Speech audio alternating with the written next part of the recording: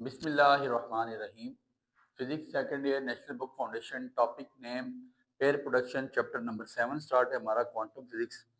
और इंतहाई अहम टॉपिक में आपको 3 टॉपिक्स के बारे में बता के आ चुका हूँ। एक था हमारे पास फोटो इलेक्ट्रिक इफेक्ट, दूसरा हमने कॉम्पटन इफेक्ट पढ़ लिया और तीसरा पेयर प्रोडक्शन। इन 3 टॉपिक्स के बगैर मैं नहीं समझता कि पेपर मुकम्मल होगा। तो इन 3 टॉपिक्स को आप बस इस चैप्टर से ये 3 लॉन्ग आप अच्छे कर लें, जिसमें फोटो इलेक्ट्रिक और कॉम्पटन इफेक्ट को ज़्यादा अच्छी तरह कीजिएगा। ठीक हो गया। अब पेयर प्रोडक्शन बेसिकली छोटी सी बात है, छोटा सा कंसेप्ट है, समझ जाइएगा। लेकिन ये है कि सबसे पहले इसकी जो डेफिनेशन है वो लिख लें, फिर आपको बात समझ आ जाएगी। ठीक है। कहता है वैना, मैं ज़्यादा लंबी ट्रैकिंग नहीं करूंगा क्योंकि इजी सी चीज़ है। इस बारे में बहुत अच्छी तरह समझा के आ चुके हैं फोटो इलेक्ट्रिक इफेक्ट में। When high energy photon, when high energy photon, bracket में लिखिएगा gamma rays. When high energy photon gamma rays interact with matter, interacts with matter. इंशाल्लाह इसकी आपको डायग्राम बना के समझाएंगे, बट डेफिनेशन आप लिख लें, थोड़ी सी इजी सी डेफिनेशन है। When high energy photon gamma rays interacts with matter, photon energy is changed into photon energy is changed into electron positron pair, electron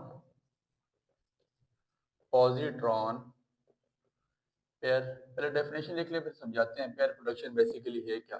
bracket में लिखिएगा particle and anti particle. Her particle का एक anti particle पाया जाता है। Electron का anti particle positron होता है। अब प्रोटॉन नहीं है सर, ये पॉजिट्रॉन है, जो उसी का एक पॉजिटिव चार्ज पार्टिकल है, उसी इलेक्ट्रॉन का। बेसिकली क्या है, कहता है ना हाई एनर्जी फोटोन, जब हम गामा रेज में एक हाई एनर्जी, देखें कल हमने जब कॉम्पटन इफेक्ट पढ़ा वहां पे भी हमने हाई एनर्जी वो उसको लाइट को टकराया था, लेकिन वो इतनी ज्यादा हाई एनर्जी नहीं थी जितनी ये है। ठीक है। ये हाई एनर्जी फोटोन और गामा रेज आपको पता है उसकी जो है ना एनर्जी होती है ज्यादा। इंटरेक्ट विद मैटर, जब उसको न्यूक्लियस के पास से गुजारा जाता है, फोटोन एनर्जी चेंज, तो जो उसकी फोटोन एनर्जी वो तब्दील हो जाती है किसमें, इलेक्ट्रॉन पॉजिट्रॉन पेयर में। खाली इलेक्ट्रॉन में नहीं, इलेक्ट्रॉन पॉजिट्रॉन पेयर में। ये आपके पास गामा रेज है, ये लिखिएगा गामा, एक रिएक्शन खुद से बनाते हैं, गामा रेज फोटोन। ये आपके पास गामा रेज फोटोन है। ये जब टकराया जाएगा न्यूक्लियस के पास से गुजारा जाएगा तो ये किस में कन्वर्ट हो जाता है, इलेक्ट्रॉन। ठीक है। इसके नीचे लिख लीजिएगा ये इलेक्ट्रॉन है प्लस ई पॉजिटिव, ये आपके पास पॉजिट्रॉन है। एंटी पार्टिकल, सर पार्टिकल और एंटी पार्टिकल मतलब पार्टिकल अगर इलेक्ट्रॉन है तो उसका एंटी पार्टिकल आपके पास पॉजिट्रॉन है। अब ये आपको डायग्राम बना के बताते हैं। ये आपके पास फोटोन ऑफ गामा रेज हैं, ये यहाँ से आई, ये आपके पास न्यूक्लियस था। ठीक है। ये आपके पास क्या है, लाइक इसकी आप डायग्राम बना लें, ये आपके पास न्यूक्लियस है फॉर एग्जाम्पल, इससे ये टकराई। तो आप करेंगे क्या कि एक साइड पे आपका क्या कहते हैं, photon energy change into electron positron pair, electron positron pair बन जाएगा। लाइक ये आपके पास पॉजिट्रॉन है, इसकी डायरेक्शन डाउन साइड पे हो जाएगी, इसको ये पॉजिटिव लिख लीजिएगा। और ये आपके पास इलेक्ट्रॉन है, इसकी डायरेक्शन आप इस साइड पे कर लें।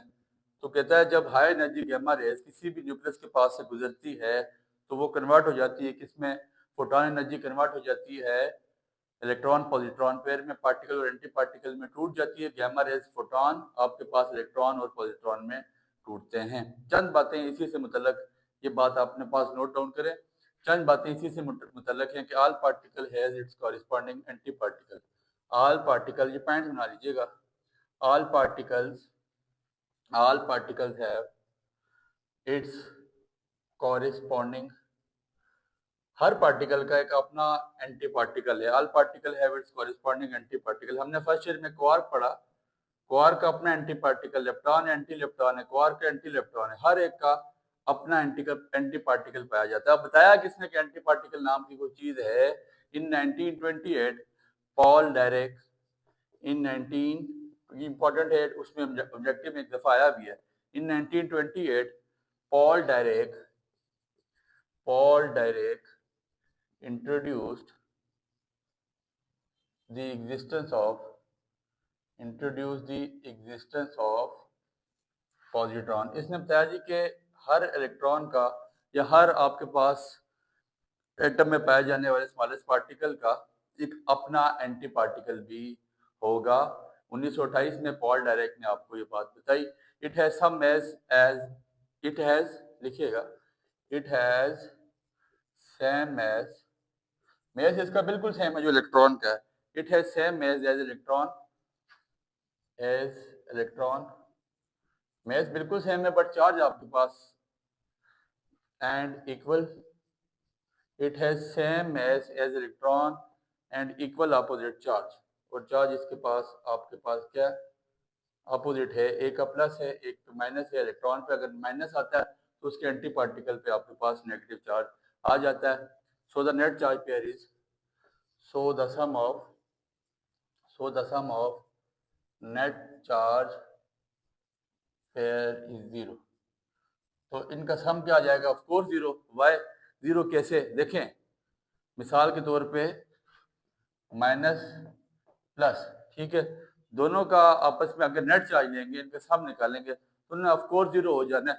तो ये चार बातें आपने लाजमी लिखनी है। साथ के हर पार्टिकल का अपना एंटी पार्टिकल है। 1928 में पॉल डायरेक्ट ने एग्जिस्टेंस बताई थी इसकी। It has same as electron, mass same है जैसे इलेक्ट्रॉन का, लेकिन अपोजिट चार्ज है। तो नेट चार्ज पेयर इसका क्या हो जाता है? जीरो हो जाता है। ठीक हो गया, छोटा सा टॉपिक है, इसकी आप अपने पास यहाँ पे स्क्रीनशॉट ले लें। मजीद चंद बातें इसकी थ्योरी से रिलेटेड लिखते हैं। अक्सर बच्चे पूछते हैं सर थ्योरी का लिखे, बुक से तैयार करें, तो इसीलिए मैं साथ थ्योरेटिकल चीज़ें लिख रहा हूँ इन टॉपिक्स की। बस जो लिखवाई जा रही है ये लिखें, इसके अलावा आप कोई भी ना लिखें, ज़्यादा बेहतर है। ठीक है, जो बात आपको लिखवाई जा रही है ये बड़ी स्ट्रगल के बाद, बड़ी तगदो के बाद, बड़ी ही सोच विचार के बाद लिखवाई जा रही है कि यही काम लिखने का। ठीक है, दो चार बातें और लिख लीजिएगा। It is impossible for photon, ये फोटोन के लिए नामुमकिन है क्या? To produce a single electron, to produce, खाली अगर फोटोन सिंगल इलेक्ट्रॉन नहीं बना सकता, आप खोजिए कि सिर्फ ई नेगेटिव बनाए, ऐसा नहीं है। To produce a single electron, a single positron, या आप उसको खोजिए खाली वो पॉजिट्रॉन बनाए, सिर्फ ये बनाए, ऐसा भी नहीं हो सकता। It is impossible for photon to produce single electron, single positron, two electrons और टू प्रोटॉन, टू इलेक्ट्रॉन्स और टू पॉजिट्रॉन्स। आप उससे ये कहें जी कि आपके पास जो फोटोन आप हिट करवा रहे हैं वो सिर्फ जाके क्या बनाए, सिंगल इलेक्ट्रॉन बनाए, ऐसा भी नामुमकिन है। सिंगल पॉजिट्रॉन बनाए, मतलब सिंपल इलेक्ट्रॉन में टूटे, ऐसा भी नहीं हो सकता। सिंपल इलेक्ट्रॉन में टूटे, ऐसा भी नहीं हो सकता। कि दोनों इलेक्ट्रॉन बनाए, अगर दो में जाना है तो फिर दोनों इलेक्ट्रॉन बनाए। अगर फिशन होनी है तो फिर दो इलेक्ट्रॉन बनाए, अगर फिशन होनी है तो फिर दो पॉजिट्रॉन बनाए, लेकिन ऐसा नहीं हो सकता। क्यों? Because the photon has zero charge. वजह क्या है? Because the photon has zero charge. क्योंकि फोटोन के ऊपर चार्ज नहीं है तो वो कैसे किसी को जो है ना तो माइनस माइनस कर सकता है। ठीक है, माइनस माइनस प्लस माइनस हो जाता है, वहां पे जीरो हो जाता है, तब भी जीरो होता है। तो दोनों प्लस प्लस होंगे तो आपको पता है 1 1 2 हो जाता है, या माइनस वन होंगे तो माइनस टू हो जाता है। तो फोटोन के ऊपर चार्ज ही जीरो है। ठीक हो गया। सो बस अब जो डेरिवेशन आपकी किताब में लिखी हुई है, कंजर्वेशन ऑफ मोमेंटम की डेरिवेशन है। आपको याद हो कॉम्पटन इफेक्ट में कंजर्वेशन बहुत अच्छी तरह लिखवाई थी। वही बात होती है, total momentum before collision is equal to total momentum after collision. तो मैं लंबी चौड़ी बातें लिखवाने से गुरेज करूंगा। मोमेंटम आपको पता है फार्मूला क्या होता है, एच एफ ओवर सी। क्योंकि सिंगल यहाँ से फोटोन जा रहा है तो उसकी ये हो जाएगी plus M sorry equal to M V, आपके पास क्या हो जाएगा ई पॉजिटिव। ई पॉजिटिव मतलब क्या? काइनेटिक एनर्जी आपकी किसकी? पॉजिट्रॉन की, प्लस काइनेटिक एनर्जी आपके पास किसकी हो जाएगी? ई माइनस का मतलब इलेक्ट्रॉन की। तो कंजर्वेशन ऑफ मोमेंटम का रिलेशन आ जाता है H F over C which is equal to M V E positive plus M V E negative. अब दूसरी चीज हम कंजर्वेशन ऑफ एनर्जी करेंगे। जो आज से पहले पुरानी बुक थी ना पंजाब वाली, तो उसमें ये पेयर प्रोडक्शन बहुत अच्छा करके बहुत लॉन्ग में लिखा था, बट आपकी किताब में उसने यही चीजें दी हैं। क्योंकि बकायदा आइटम मेरे ख्याल से BS के लेवल का है, तो इसलिए मैं उसको मजीद ड्रैग नहीं करूंगा, जैसे मैंने कॉम्पटन इफेक्ट में भी पिछले लेक्चर में 3 इक्वेशंस करा के उनको सिंप्लीफाई नहीं किया क्योंकि उसका फायदा नहीं था। ठीक है, कंजर्वेशन ऑफ एनर्जी वही बात, एनर्जी ऑफ फोटोन, ये बात लिख लिया, एनर्जी ऑफ छोटा सा नीचे फोटोन लिख लें, बराबर हो जाएगा किसके, energy of electron plus energy of photon, ये आपस में बराबर हो जाती है। आपको पता है total energy is equal to total moment energy before collision is equal to total momentum after collision. तो फोटोन की एनर्जी आपको पता है HF होती है, एनर्जी ऑफ इलेक्ट्रॉन आपको पता है कि यहाँ पे इसने काइनेटिक एनर्जी गेन करनी है, तो हम लिखेंगे काइनेटिक एनर्जी ऑफ, छोटा सा नीचे लिख लेंगे इलेक्ट्रॉन प्लस MC का स्क्वायर। ठीक हो गया, M नॉट C का स्क्वायर, वजह M नॉट क्यों डाला जाता है, रेस्ट मैस होता है इलेक्ट्रॉन का।